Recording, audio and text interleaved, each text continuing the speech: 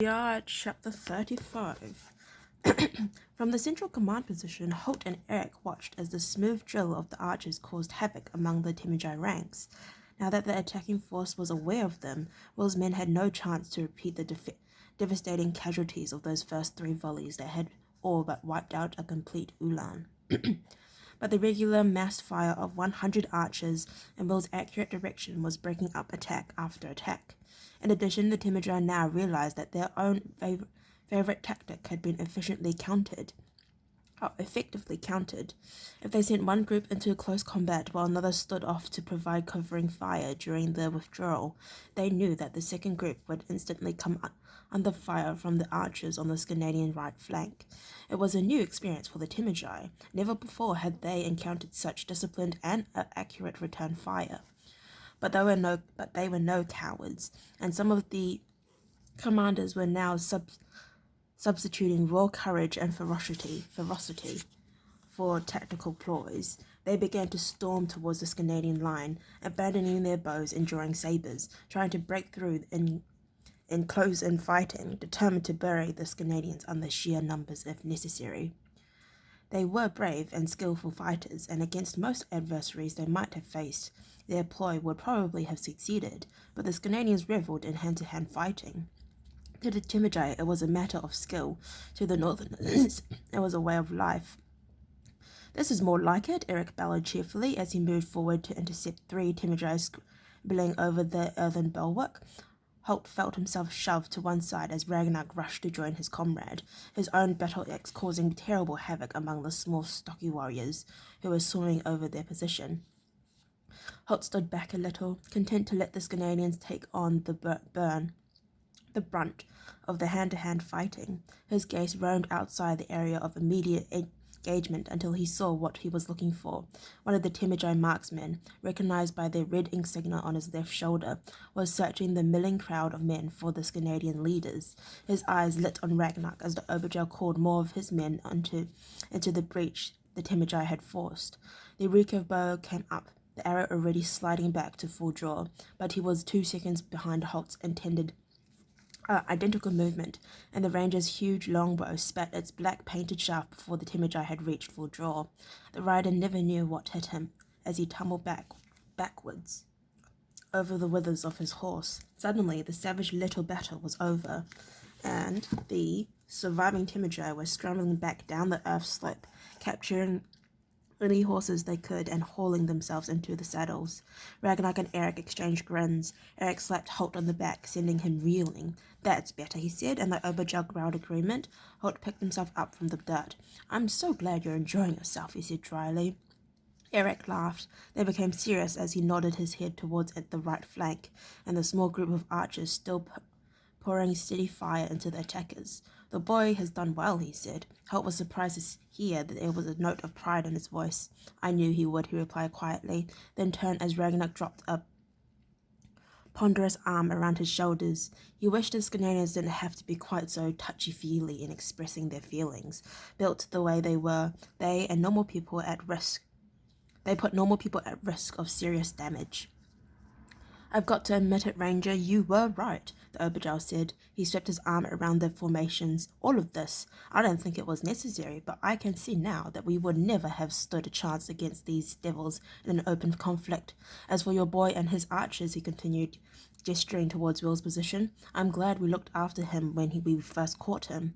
Eric raised one eyebrow at that. It had caused him considerable anger that Will had been assigned to the freezing conditions of labor in the yard, an assignment that should have meant almost certain death. He said nothing, however. He assumed that being supreme leader gave one a license to forget uncomfortable events from the past.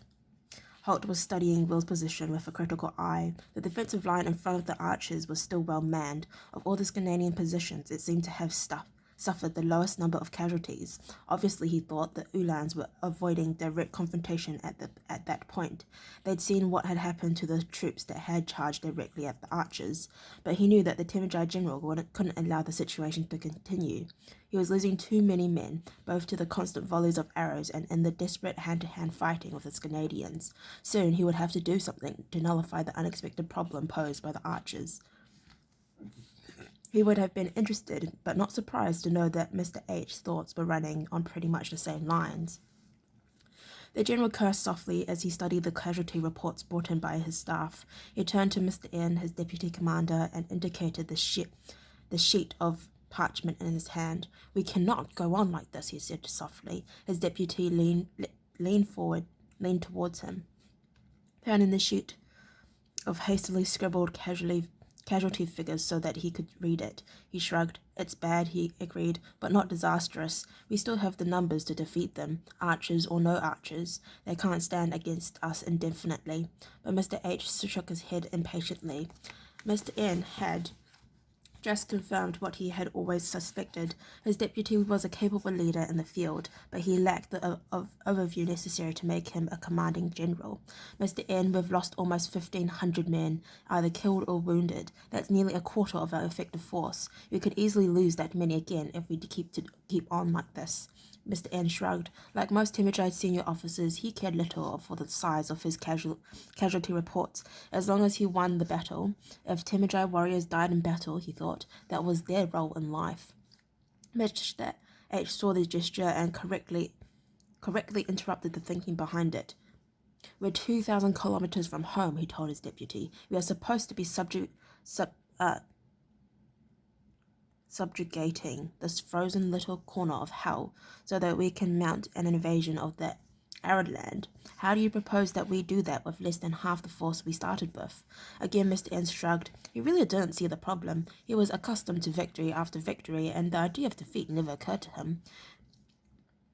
"We knew we'd take casualties here," he protested, and Mr. H let go a string of curses in an unaccustomed display of temperament.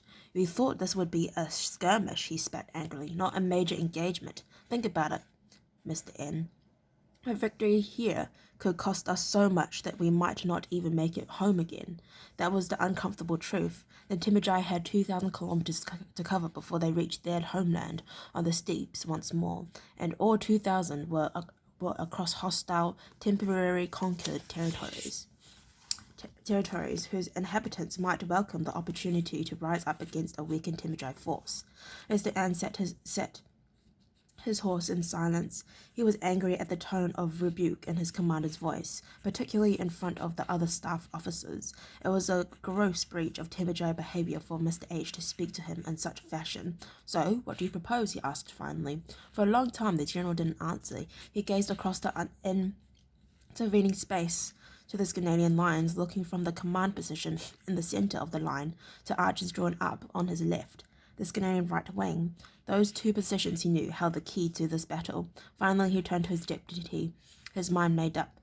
"Strip the first 50 Ulans of their kaijin," he ordered, "and assemble them here as a special force. It's time we got rid of those damned archers." Look at that. Alright, I'd like to thank you for listening to read up to chapter 35. If you'd like to listen to me read chapter 36, then please stay posted. Hopefully I'll see you next time. Bye-bye.